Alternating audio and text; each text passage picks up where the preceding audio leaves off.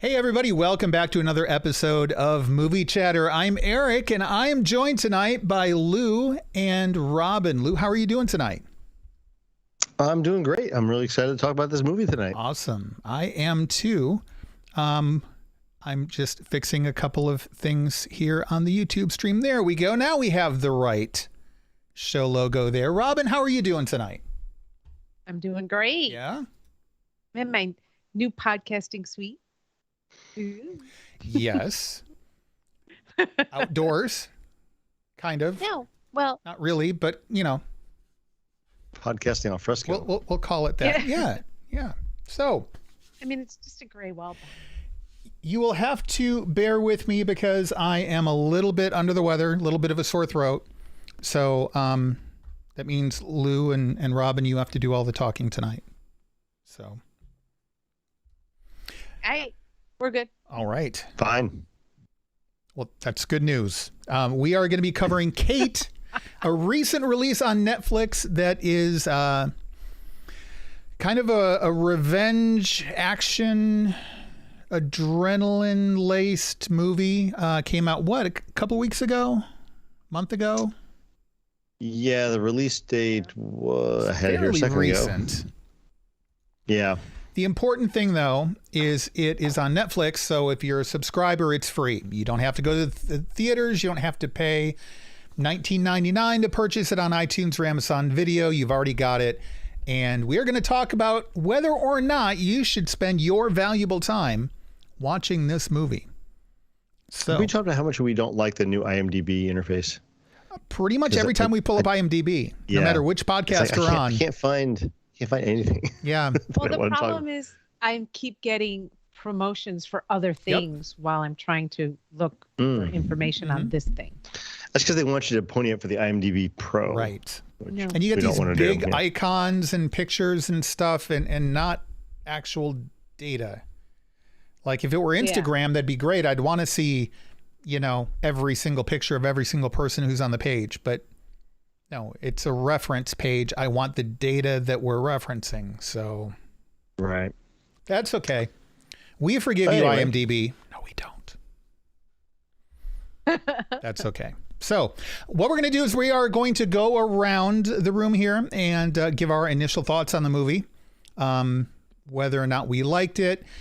And after that, we are going to dive into spoilers. I think there are only two real big spoilers here. And the first one is kind of telegraphed by the trailer itself. So that one's not really a big spoiler, but there are some plot twists in the film. So we will get to those here in a few minutes. But first, let's start with you, Robin. What did you think about this movie? Because it's kind of your fault that we ended up watching this. What? Because I wanted you to watch Abbott and Costello Meet Frankenstein. So this is my fault? Oh, you guys are in for it. No, I think I was the one that recommended it because I saw the trailer and thought it looked really good. No, the Abbott and Costello Meet Frankenstein's your fault too. Was this yours, Lou? I think so, yeah. Can we blame Robin anyway? Because it's more fun because it's Robin. Always. Okay, yeah, Robin. Yeah, we can do that. Thanks a lot, Robin. I know, right? I got my flu shot today and my arm is itchy. Anyway, so that was so you know what? Wow, conversational whiplash there. Okay. Your thoughts on Kate or your arm? I mean, if you want to talk about your arm hurting, I know what that's like. I liked it. You know why? No. I like Woody Harrelson. Oh. Okay. And I mean, I just think he's an excellent. Yeah, but he actor. wasn't in this very much. Just saying. But he had a prominent role. And and I like the story, although it was a little Rogue One-ish for me. But okay. You know what? I wouldn't turn it off on a rainy Saturday afternoon. I thought she was the one hyping this so much. No. Oh, okay. This is going to be an interesting episode. Lou, what did you think?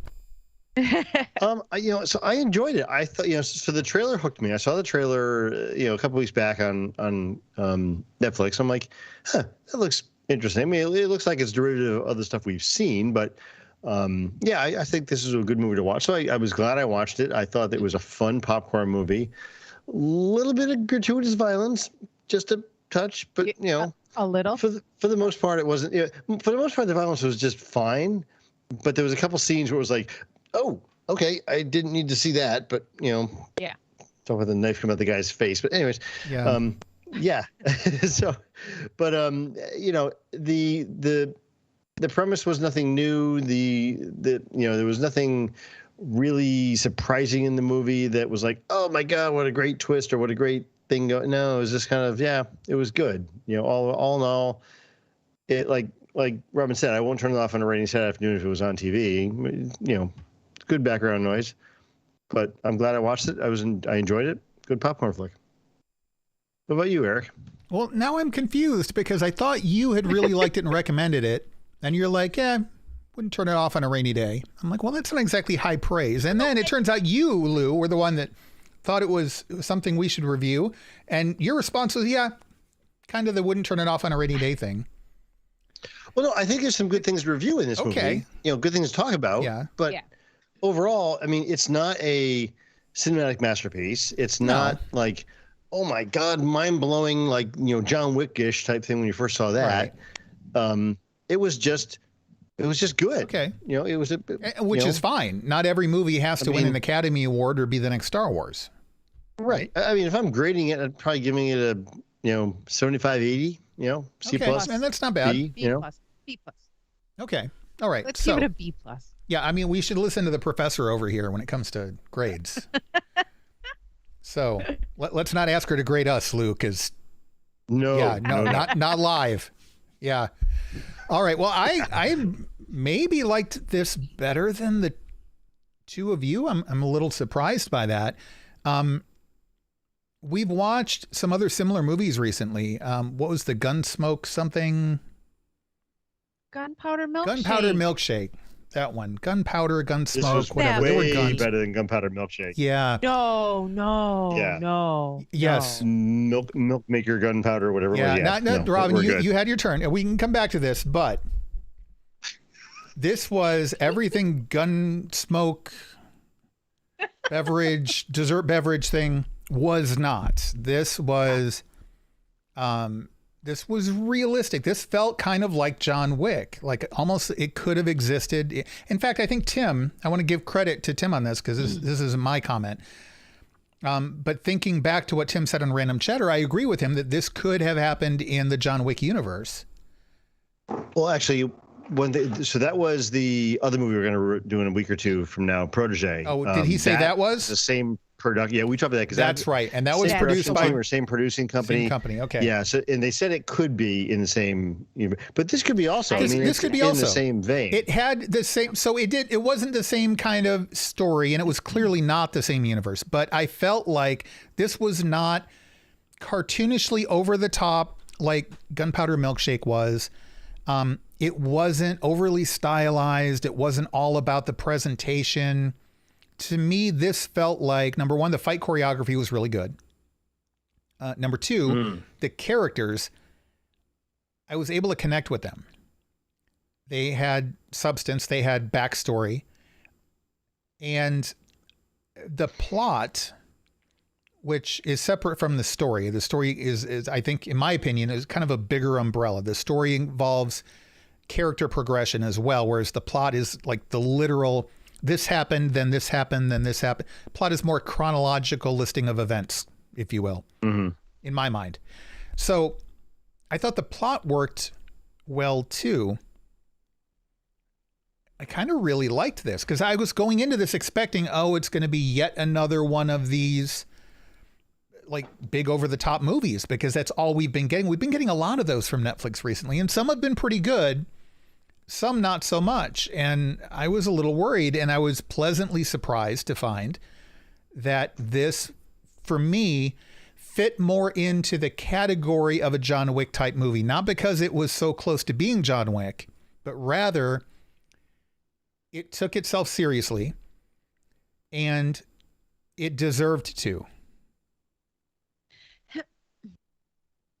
Go ahead. I just when you talked about it being sort of closer to reality than Gunpowder Milkshake, I mean, are we ready to like actually talk about this? Because there is Barney one the aspect dinosaur to is this closer to actual reality than Gunpowder Milkshake was. but there's one piece of this, and it's a huge piece of this, which actually bothers me. Okay.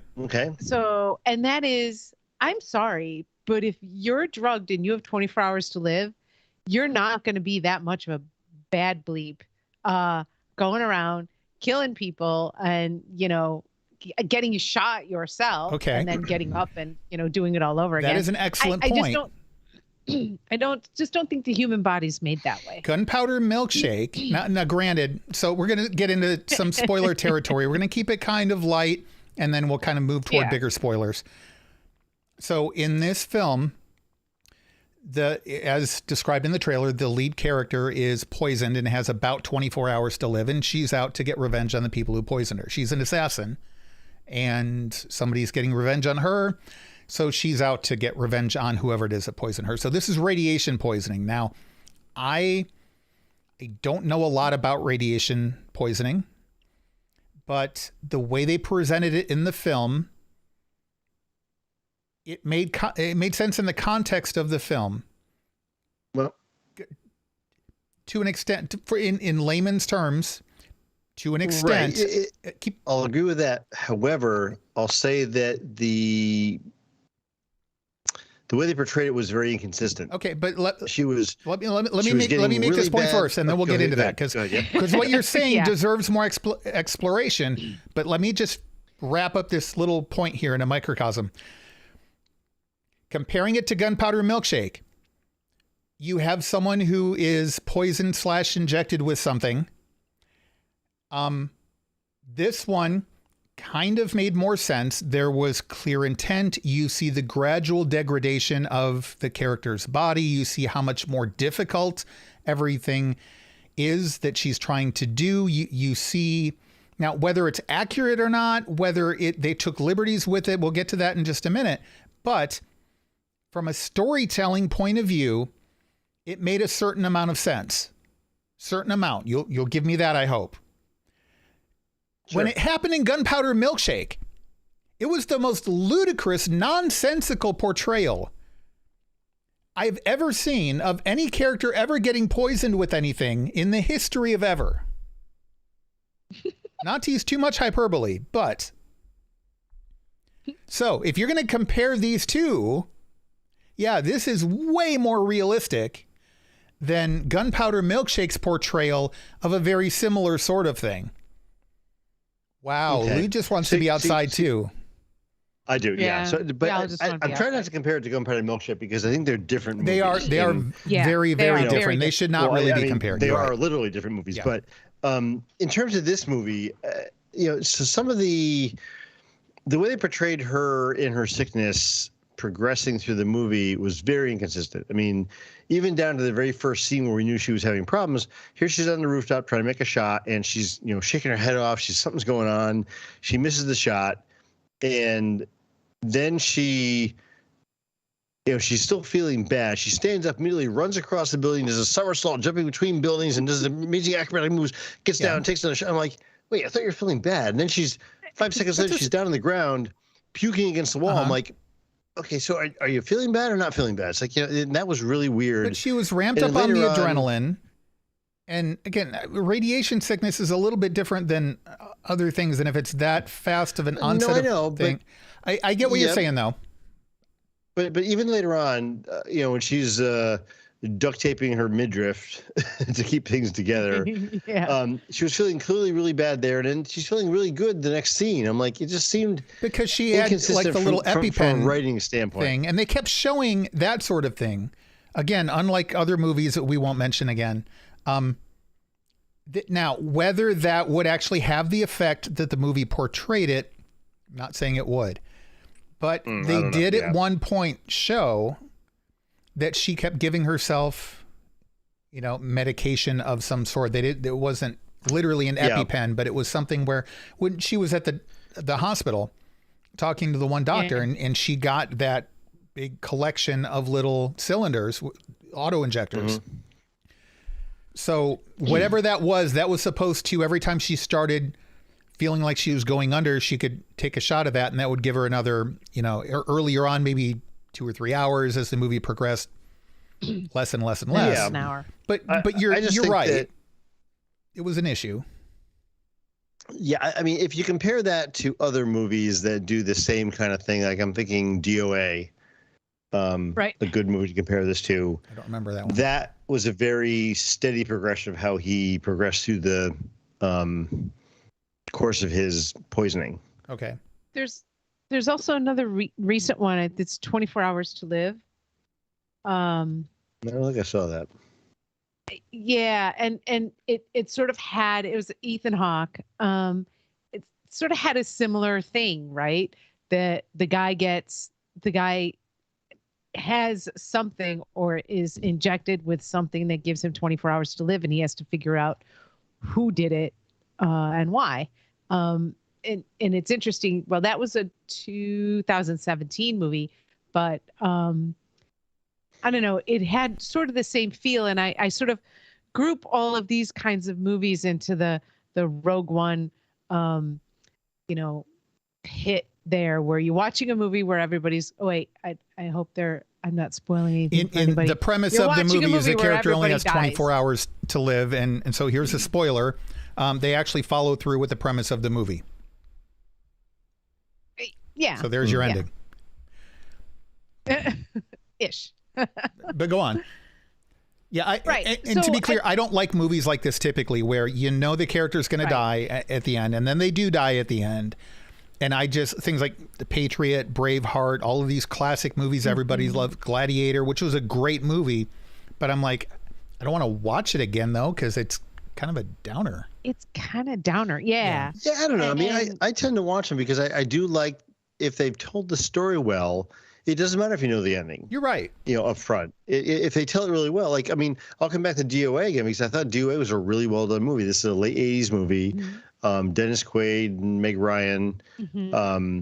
And it was a good mystery movie because you got the lead actor who's dying, and he's going to die, trying to solve his own murder. And it's a really cool progression. And this kind of had a little bit of that with a really heavy action. Well, let me ask you this. We talked about the inconsistencies, and again, I kind of feel like they were explained, so it didn't even faze me. I didn't even catch it, but I see where it could be an issue for you guys. Did it break the movie for you, or were you still able to enjoy it despite that? No, there was form, there was function, there was flow. The one thing I do want to say about the movie is the director who, because I'm always going to look at the director, Cedric Nicholas Troyan, if I'm pronouncing it right, is known for visual effects. He started out as I shouldn't say started out. His first several, maybe 10 or so movies, he was the visual effects person in. I thought this had really nice movement, set design, and I wouldn't call them Star Wars level visual effects, but I think the way it was shot was very compelling. There is no point in this movie where I said, turned to my partner and said, ugh, I can't, I'm trudging through this. Right. So it kept my interest, and that, as you well know, I mean, I'm back teaching nights, teaching the film class. So I'm watching film, not only for us, but, for others. Now she's paying more close attention. That's good. Because she's back in the game again. So you filmmakers out there, you watch it. I'm back in the game again. I had a whole week off. So, you guys had a whole week to get me involved. But yeah, so I will say that about the film. And again, I wouldn't turn it off on a rainy afternoon. Well, listen, I'll go one step further than that. I agree with everything you said about the directing. I thought that the fight choreography was good too. I loved that so many of the fights were single takes. And there was no, dizzy cam, Bourne movie sort of, the Right, shaky cam right. stuff. Like, it was easy to follow every single movement, and none of it came across as kind of like faked or staged. It felt very real. Yep. There were a couple of points where I had to turn away. So one thing about me, there are only a couple of things I'll turn away from in a movie. Knives are kind of a thing for me. Like, I can sit there and watch open heart surgery, doesn't gross me out, not a problem. But that initial incision, like, I can't watch that. So there was a lot of like knife work. Yeah, this there movie. was, and there was a lot of sequences where, the action was really, really good. I mean, thinking that scene in the tea house was Yeah. fantastic. I mean, the fights were great, and even that first fight she had when she was going to get into position to take that shot. She's walking up, she's trying to pretend like she's out of place, doesn't know where she's going. And she takes those two guys out with a couple of kicks. Like, that was really impressive. It looked good, but some of the things later on, like when she was fighting.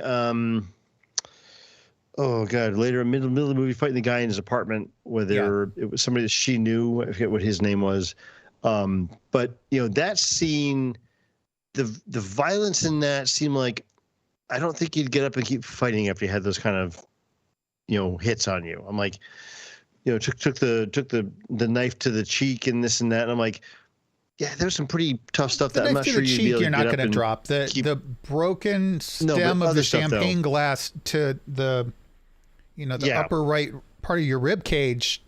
That's going to slow you down a little You bit. might not be moving around too much. Yeah, but so other than that, though, the fighting was really, really good, and the choreography was great. Now, The flip I'm side of that, curious, though, what do you Lou, hold that point. Don't Yep, lose go it. ahead. The flip side of that, though, is you also see other movies where, like, someone throws a plastic ketchup bottle near someone and the guy falls over dead. Right. So, like, there's got to be some balance of, would that kill someone? Yeah. No. Would that kill someone? No, but it hurt really, really, really bad. Would that kill someone? Right. Okay, not yet, but they're not going to survive after it. Like, you've got to find that threshold there. And Yeah. but so go on with what you were. Well, they pushed the envelope of that thing of, at what point do you just not keep going in the fight? I mean, you okay, Uncle, I'm out. Right. Yeah. But yeah. What I was going to say was, what did you guys think of the casting? So the lead actress, Mary Elizabeth Winstead.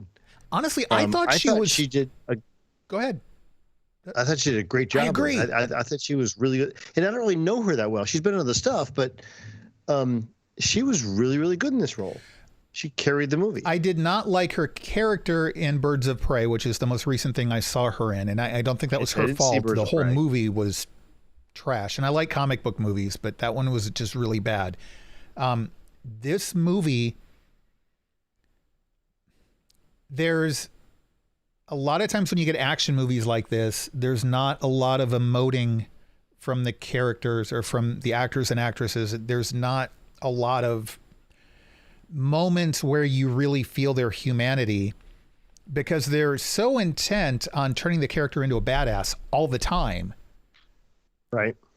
And I feel like in this movie, there was a lot of really human moments with her, and she pulled them off really well. You could tell the difference in the scenes between her being in physical pain and her being in emotional pain, and her taking situations seriously. Like, she's about to kill somebody. She doesn't care whether they think she's a badass or not. Like, it doesn't matter. Right. And that's, I would have to imagine, that's how it would be in the real world. It's not about, you strutting around and, like a pro wrestler or something. It's about you being efficient at what you do. And she was, and it felt Right. I keep talking about this movie feeling real.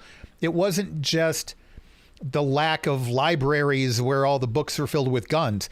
It was more about the way the characters portrayed themselves. One thing I want to add in here before I forget, that you made me think about this in a different light. I hadn't thought about it until just now. She felt a lot like Leon in The Professional. Oh, It was almost that same Yeah, kind to of an role extent. of him, her and the girl versus, Leon and the girl. And there were a lot of similarities. I didn't even pick up on that. She was and I didn't until you were mentioning, she was a badass. She did her thing. She was very efficient what she did, but Right. she had a humanity side to her, and that a very good comparison. I thought, yeah. Now that you mentioned that, So So 2 points. One, I think she was able to do a good job because Ani, who was played by Miku Patricia Martineau, Martin, Sure. yep. sure, was I thought she carried the movie. I really did. I loved her sassy teenage um injured, tragically injured self. She played trauma as a teenager really well. And so I think there was a chemistry there that worked. Um, and so I have to give credit to the chemistry of those two actors. But now when you get Woody Harrelson in there, he would probably be the one. Now I love Woody Harrelson, not as much as I love Sir Kenneth Branagh, but and Sir Kenneth, if you're listening to our podcast, you could like phone in. But anyway, If you're listening to our podcast, we will set up a private number for you to phone in through. phone in for Robin. Robin, just to go on what you said a minute ago. So Yeah. Miku, that actress, this is like all she's really ever done. I mean, she's done some voiceover work and seen her in something kid else. shows. According to this, she's done Ruby and the Well TV series, filming now. Finny and the Shark, another voiceover anime thing, and Carl's Car Wash, and that's it. I was wrong. Okay. So, but and you're right. She did a fantastic job. Yeah. Being a young actor and not really having any experience, she put her chops in this movie. Yeah. Everything in there. Yeah. I don't know that she carried the movie away from Mary as much, but I certainly understand that argument. I mean, that's a valid big supporting role. But Woody Harrelson. But Woody Harrelson to me was the outlier. So right, there was I didn't feel, so the next movie we're going to cover, I'll talk a little bit more about this, but the next movie we're going to cover had a bit more connection that I would like to see between a mentor and a mentee, being mentored in my past and being a mentor, in my current life. I think there is a special connection when you choose to take on a mentor or a mentee. You choose to take on a mentee, and I don't think Woody Harrelson had that for me in this. So that connection was somehow broken for me. But I think also that was the way the character was written. I agree with that. That last sentence. I think that it's hard for it to work when it's not a significant portion of the film. And I feel like if they spent too much time establishing that connection and that history, because really it's all historical. He's not out there in the field with her during this movie, and this movie focuses on a very narrow window. It's a 24-hour or less time period where she's going to die. So I kind of feel like it would be hard to cram that into this film in such a way to do it justice, because you would have to take away from the other aspects of the film with her connecting with the girl, which really was what this story is about. Sure. Now, the character's life may be about more than that, but I think that this really was about her and kind of coming to terms with the reality that she's been living in and blind to throughout her life. And then another one that may become her after she leaves. And, what do I pass along to this girl? Do I want her to go down the same road I did? Do I want her to go down a different road? What does that look like for that girl? That's what the movie's about.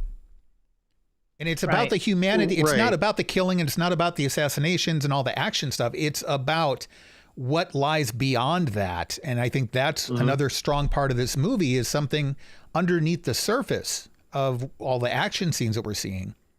And what meaning does all that have to this character? And what meaning does she want it to have for who's going to be left behind? The one thing, though, and I'll come back to what Rob was saying about Woody Harrelson's characterization in the movie. They didn't have enough of him in the movie to make it feel like they were just trying to hold it back until the very end. To me, Right. we saw him in the beginning, and that was it until the very end. And it was like, oh yeah, now this is what's going on the whole time. And I'm like, okay, it's not really a twist or a surprise if you just hide it from me. I mean, but so this is what I didn't like about the movie is the very first scene was like, what was it? Like him and her in a van or something like that. And he hands her a soda. Mm-hmm. The moment he hands her the soda, I said, crap, he's the bad guy. I thought so too, like that moment. But then that wasn't it. Yeah. That moment, I'm like, oh, I hope that's not what's going on, but he's the bad guy. Because but I thought that the same thing too, because I thought, well, he's poisoning, he's giving us, okay, that they just gave it to you in the first 5 minutes of the movie, but that wasn't it. But he wasn't the one doing that. Well, not literally, but you're right. He orchestrated it. Yeah. And then we have the reason in the next conversation the two of them have together. Now we have the motive. And at the end of the movie, the discussion between him and the Yakuza leader, we don't even really know if Woody Harrelson's telling the truth or if he's just really, really angry and wants someone to lash out at about it. I think he's telling the truth, but you could also argue that he never really did think he was going to be able to bring her back. He just was hoping that maybe she would anyway. Or he wanted to be the one in control of the situation and was just pissed off that this other guy took control away from him and took it upon himself. Because you could argue that point too. See, I thought if you're talking about human moments in this movie, I thought the Yakuza leader was way more human than Varric, who is the character that Woody. So we should clarify: the older guy or the younger guy? The older guy. Could you? Yeah. No, I was referring to the younger guy, the one here Woody Harrelson was having the argument with. But no, I loved that character. I love that actor too. He's been in a lot of other stuff. Oh, he's amazing. Amazing. Yeah. John Kunimura. Yeah. Yeah, amazing. And I agree with you. And I think really that the scene where she goes in to confront him made the movie, like, that was such a good scene, because I'm thinking, okay, yep, now we got to get this scene out of the way, and then wow, there's still like a half hour left in the movie, not sure exactly where they're going to go from here, but I'm sure it's going to be kind of blah. And then they had that scene. I'm like, oh, that was actually good. Like, that had some meaning to it, and this is not the direction I thought they were going to steer everything. And wow, this just got really good all of a sudden, and is not just some cookie cutter stereotypical revenge movie. It changed at that point, but not in a way that it got sappy or cheap. So anyway, we're kind of running a little bit long on time here, especially if we want to keep our shows down to 30 minutes or less. So why don't we go around the room, and if there's any last things that you want to throw out there, go ahead and do that, and tell us whether you would recommend people check it out or not. So Lou, we're going to start with you. I don't think there's anything else I want to add to it. I mean, I think that had a few detractors from it being a fantastic movie. It was a good movie to watch. I think it's well worth your investment of 2 hours or hour and 45 minutes, whatever it was, to watch this, because it was definitely worth that. Yeah, I think good acting, good direction. The visual effects in the movie maybe weren't top notch, but it was definitely directed from a standpoint of somebody who knows visual effects, both physical effects and the car scenes and stuff was pretty good stuff, even though it wasn't realistic. I think overall the story elements and the fun time, I think it's worth watching. Yeah. Okay, Robin. No, absolutely agree on all points.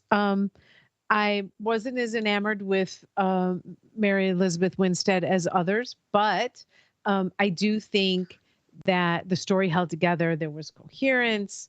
And yeah, again, I don't know that I would watch it again. So, but it's worth a one-time watch. Okay. I actually was enamored with Mary Elizabeth Winstead's performance in this. I think this is not only her strongest, but I would, in my personal opinion, I would actually call it impressive. I thought she she did wonderfully with it.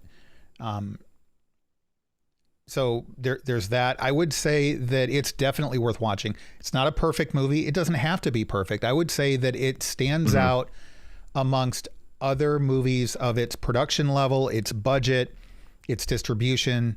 I mean, this is a direct to Netflix movie that flew under everybody's radar. It's got a very uninteresting name. It's short. It's easy to ignore. And yet I don't think you should. I think that this is worth actually sitting down, popping some popcorn, getting some beverages, and setting aside some time to make this a movie night and watch this movie and actually focus on it. I think that, you might not want to watch it a second time, but I think the first time it's going to be a lot of fun. I think this is, for a streaming release, I think this is an event. I would call it an event movie, not like a Star Wars event movie, but like this is going to be our movie night this week. We sit down with the popcorn, we turn the lights off, we put our phones on mute or vibrate, and this is the thing. And I think in that context, it's very satisfying. I really liked it, and I would definitely recommend it. I think it stands out amongst the competition. So I'll add one more thing in here too. I just pulled up Rotten Tomatoes while we were talking. And evidently, they don't really agree with us. I don't care. The tomato meter 30? was 42%, and the audience score was 53%. Okay. So. I don't like them anyway, because Rotten Tomatoes. No, I know, but it's just a point to say. Icky. But I think that we have been pretty clear on our justifications for things. And listen, to some of the nitpicky stuff, we do it because we analyze movies here on this show. We can't just say it was good and there were some problems with it and not talk about what the problems were. But just because there were problems with it doesn't mean it wasn't good. We all three of us recommend the film. Sure. Me, maybe more so. I really had kind of low expectations going into it, and it definitely exceeded my expectations. So, plus, what else are you going to watch right now? I mean, I hate to put it that way. But I have a list. There's not been a lot of great stuff recently, though. Robin has a list, and that's good. And right now, the next thing on the list is going to be The Protege, and we are going to cover that next Tuesday night. So that is your homework. We're going to wrap this up. Thank you for everybody hanging out in the chat room with us. If you'd like to watch this live and hang out in the chat room, you can go to youtube.com/randomchatter. Hit the subscribe and the like button, and there's also a little notification button down there. It looks like a little bell. You click on that, you get notifications anytime we go live or upload new videos. Excuse me. Sorry, like I said, I'm a little bit under the weather, but that's okay. We keep podcasting anyway. Tuesday nights, 8:30 p.m. Eastern time is normally when we start running. We also do Sunday nights for Force Chatter and Random Chatter, and we're bringing back Trailer Breakdown. Still got to get that reposted. And hit randomchatter.com for all of our other audio podcasts. Lou, you looked like you were going to say something. Did I cut you off, or was I wrong? No. Okay. No. So that's going to do it. We will see you guys again in a week. Until then, take care, everybody.